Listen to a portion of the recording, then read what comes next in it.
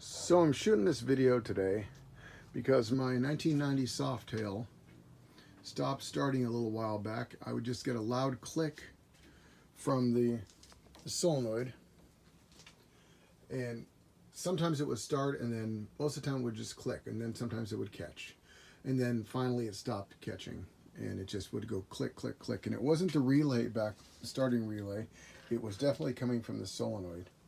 So what I did is instead of taking it in and buying another starter that was $400 and having somebody do it, because when you replace it you have to take off the oil bag, you have to take off the pipes, you have to do a bunch of stuff to even the primary cover you have to take off. So instead I took off the top of the solenoid. There's 3 screws to take that off. And when I took that off, I looked at where this plunger is. Okay, how this works is when you push the button, it pulls the plunger in like that.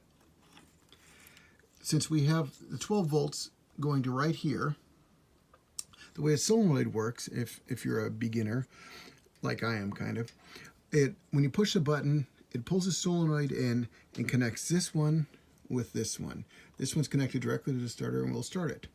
So when I opened this up, what I noticed the first thing was right along here there were some scrape marks, which tells me that the plunger is going in too far. Now when I looked down at this, you'll see some pitting there, meaning it had been arcing for a little while. And then when I looked a little closer, I noticed that how thick this is, because the ring gets pulled against there, the copper ring gets pulled against there, and it connects this with this. And then I looked at this, and this is definitely not natural.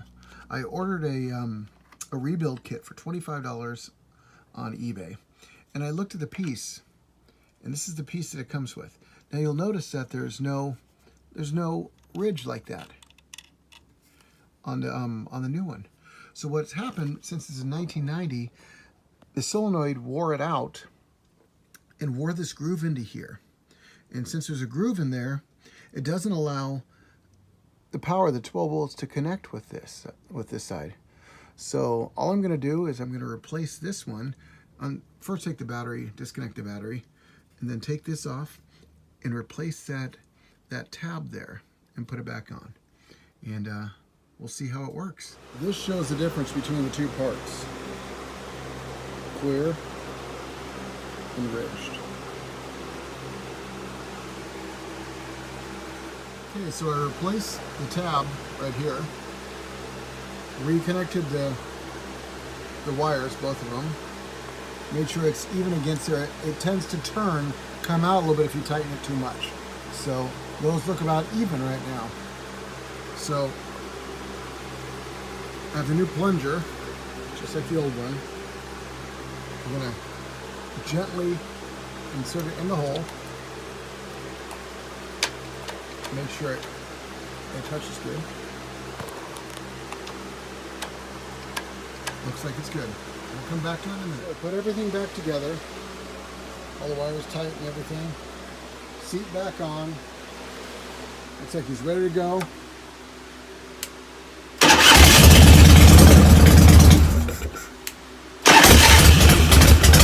Perfect.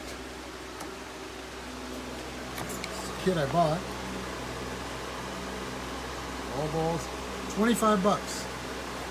Instead of a $700 job to replace the starter, that wasn't bad. $25 to replace to rebuild the solenoid. And all it took was a small tab, this one that was worn out. There you go, ladies and gentlemen.